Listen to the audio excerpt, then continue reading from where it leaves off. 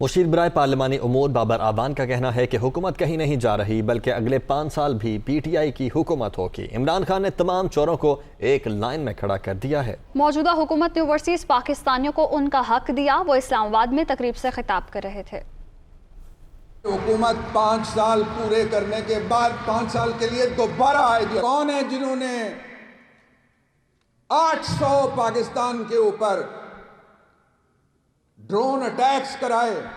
اور وہ کون ہے جو کہتا ہے اب اگر ڈرون اٹیک ہوگا تو ڈرون نیچے آئے گا، اس کو گرا دیا جائے گا؟ جس نے پورے پاکستان کے چور ختم نہیں کیے لیکن اکٹھے کر کے ایک طرف کھڑے کر دیے۔ آپ کے وہ مطالبے جو پچھلے 71 سال پورے نہیں کیے جا سکے، وہ 3 سالوں میں پورے کر کے آپ کو پاکستان کے اختیار میں، پاکستان کے اقتدار میں، پاکستان کے پارلیمان میں، پاکستان کے ایوان میں آپ کی آواز آئی ووٹنگ اور ای وی ایم کے ذریعے سے پہنچائی۔